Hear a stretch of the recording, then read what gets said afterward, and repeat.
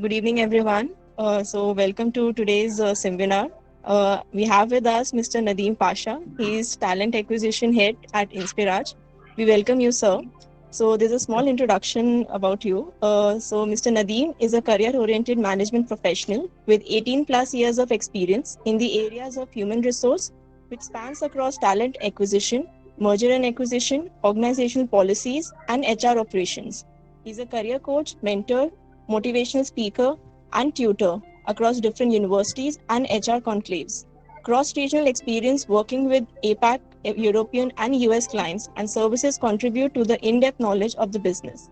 In the current role as TA head with Inspiraj, he has worked extensively with leadership and business teams across geographies to strategize and fulfill their hiring needs, both on volume and niche skills. He has effectively executed the transition of complete HR integration activities during merger and acquisitions at Saudi Arabia and Egypt. He has nurtured talent via showing career path and internal job rotation globally, plus identifying and attracting external talents. He has received several applauds from Oracle, Huawei, and Mindtree for the contribution towards hiring the best, adopting cost-effective models, and quality hiring trends, Best On-Site Support, and Lifetime Achievement Award. We welcome you, sir. Sir, we can start with the session. Thank you so much, Sagarika. Good, wonderful to hear from you. Today's topic is talent in Uberized world, right? So this is an amazing topic, what I always like to do. So first of all, let me talk something about what is talent in Uberized world, right?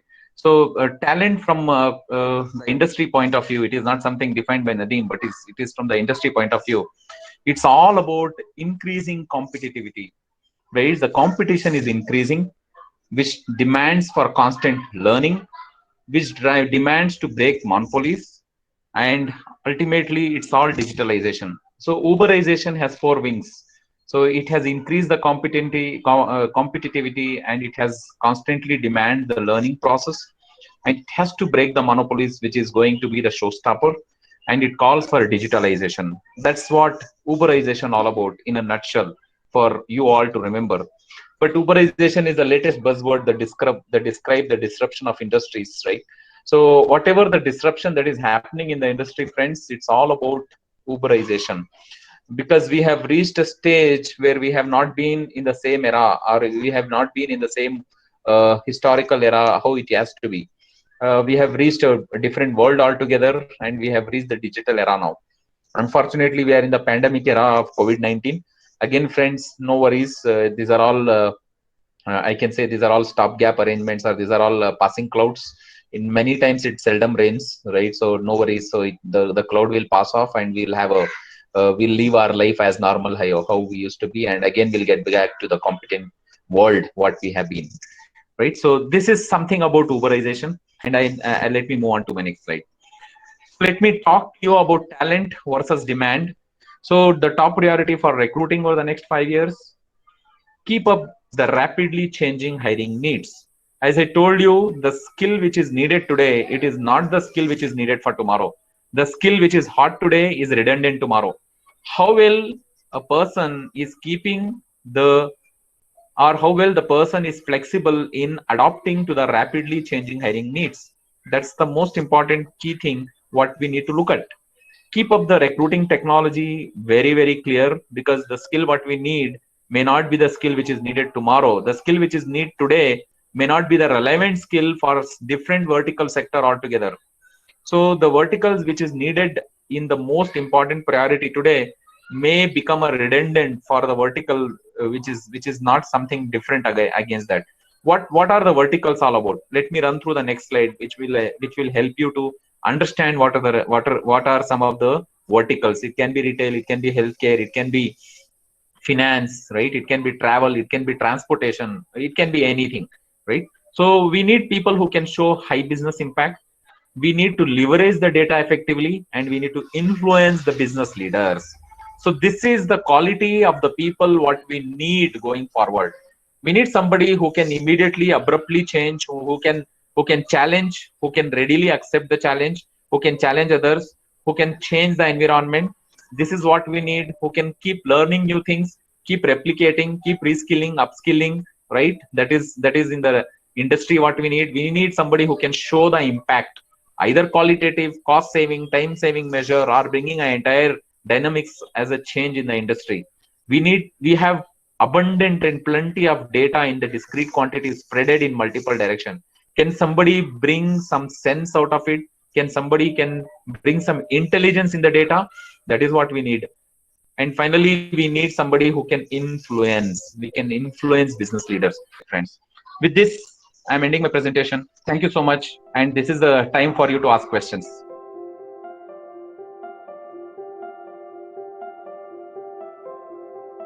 Good evening, sir. This is Aditi here. I am from the HR department.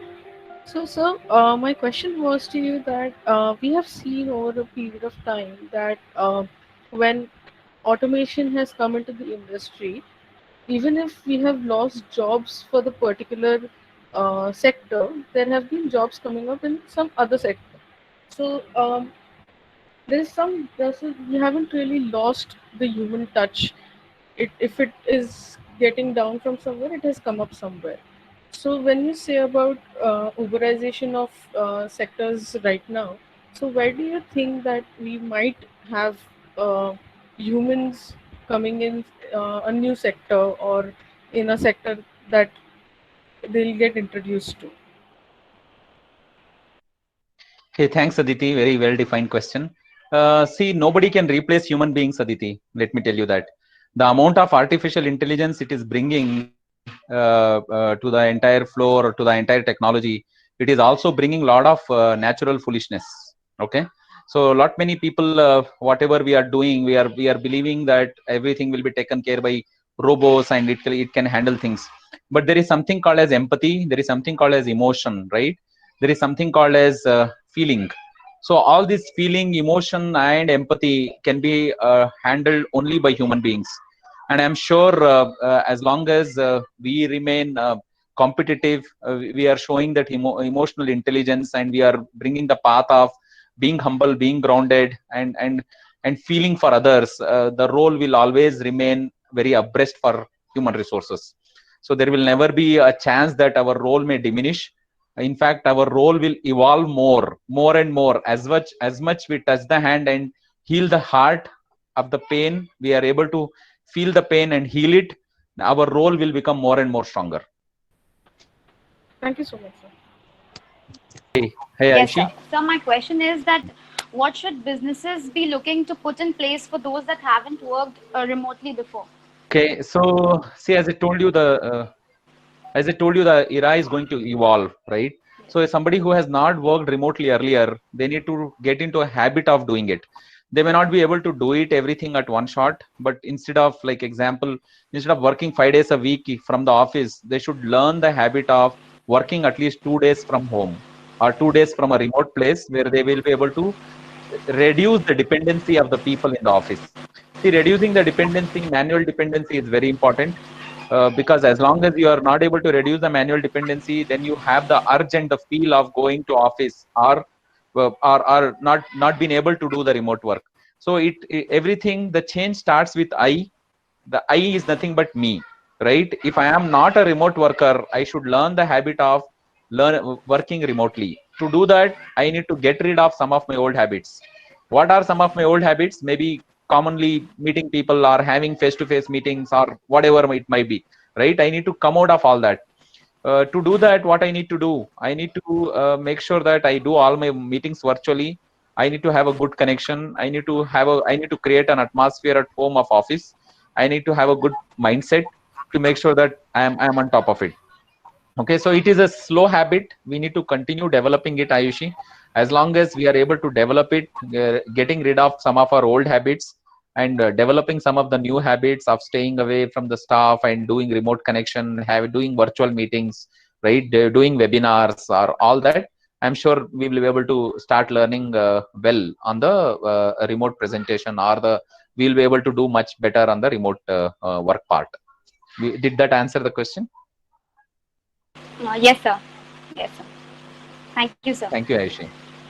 Okay, good. I mean, a very informative session, especially towards the end when I was looking at one is those skill sets required for the new era when you focused on most human skills, that is emotional intelligence and stuff like that.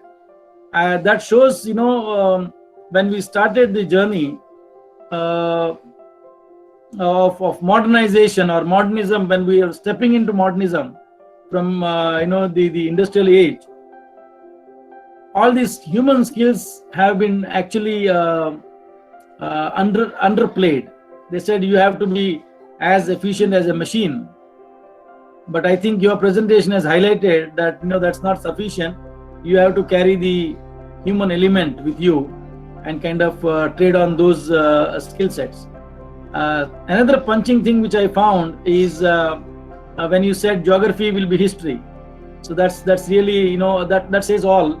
You're going to be part of a global village, a more active, well connected, rather well networked, and unless you develop the skill sets of being agile and also well connected, it will be difficult for you to sustain and find your place. Thank you so much for valuable thoughts.